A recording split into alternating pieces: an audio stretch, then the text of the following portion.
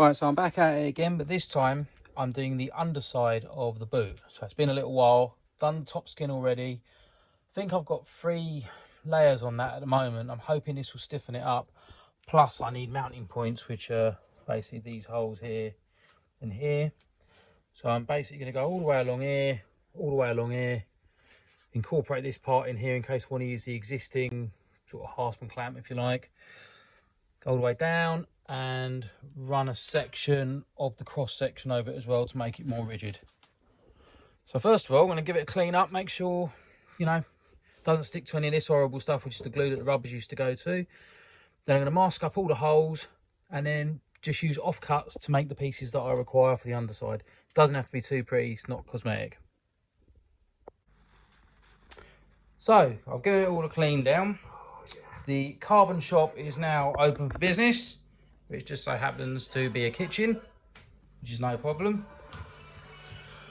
Basically, let me turn this down. Right, what I've done, I've sealed up all the holes, just a little bit of masking tape. Push them in on the recesses where I want to drill. Places like here. I'm planning to use the original mounts, so I'm going to push these in like that, so I take an indentation, then I know where to drill. All the dirt and where the rubber would be has all been cleaned off. That's kind of it. I don't have to do too much more to this. I'm going to go right to the very ends and then trim it off, and then this will be glued with the appropriate carbon glue to the top side of it. So now it's time to start trimming up some carbon.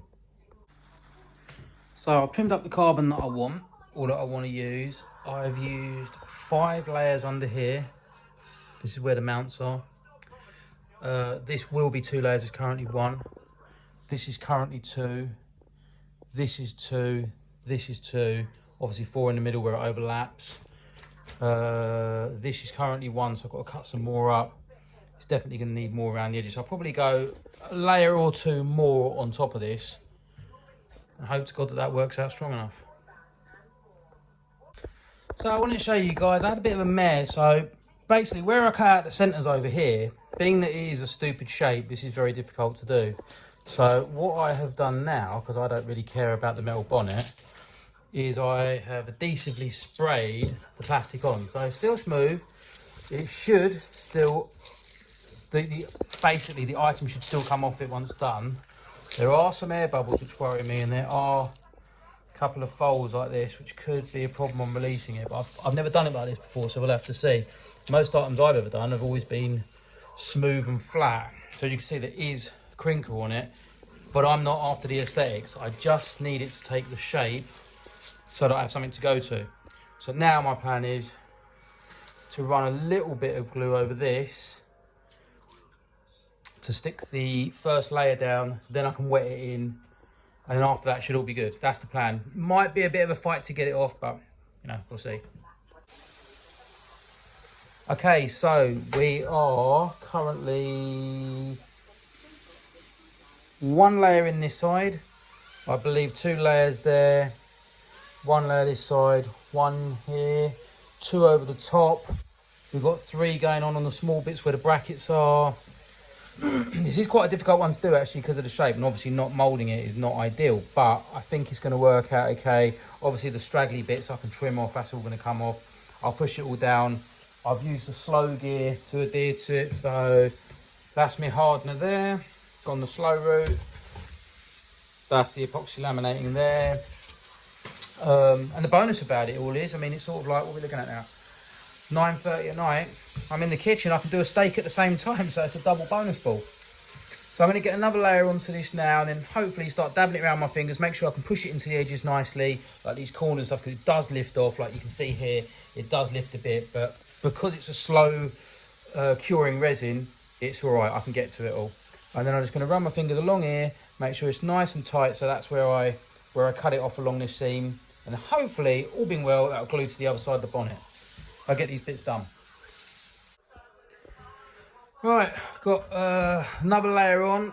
I've got 1 more piece here. For some reason I can't find the other side of it, so I'm not sure if I put it on already. I'm going to run that along this side here. I might have to cut another strip. I'm pretty well done for the night. I've pushed in the holes where I want to drill. Got to do the same for these points where the actual boot lid connects to the car. I am going to have to trim this stuff out because it's a mess, trim the edges off, that's not a problem. But aside from that, it's all looking okay. Whether it comes off or not is another thing, should do, but we'll see. And I'm going to push it all in with my hands in a minute, like I said. And the good news is the steak came out really good. So yeah, double chuff for that, a little bit of asparagus to get the whole party going. But yeah, it's good. So a brisk Saturday morning, come back from the old Christmas do, thought I'd get on with the carbon fibre boot. What I'm doing, you can see these nibs here, where it's raised, which isn't ideal. So what I'm doing is I'm taking the DA and I'm just sanding them back, things like this, you know, just little imperfections, because I want to go one more layer on it, maybe even 2 across the board. This has got about 4 here, where the mounts go.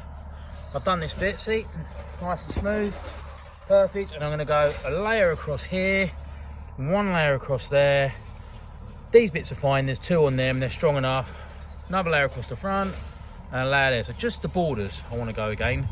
I've trimmed these off because I've got the most wicked splinter this morning when I tried to lift it and it slipped out my hands. So I've just trimmed these off just so it just doesn't cut me a bit. These are a little bit sharp still, but I'll hit them with the DA in a minute. When I do come to trimming it, I'm going to go right back to here where my thumb is, so practically on the line, and then give it a fitment against the boot lid top itself. It would lift off now, but I don't want it to come off because it's sitting nice. So I'll get this done. So I kind of missed a little bit of a stage here for you guys. So it's Sunday, yesterday clearly Saturday. I sanded that down as you guys saw.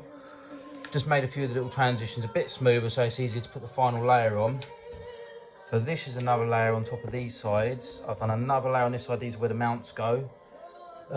Basically just use this stuff, you know, just a little bit of glue, material glue, sticks it down, you can work it into all the spaces and all that. It's a little bit hard for me to video it while I'm doing it, but yeah, that's the basics of it. Then I'll whip up a batch of the good stuff, wet it in.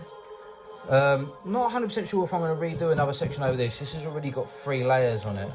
I'm pretty sure it's got 3.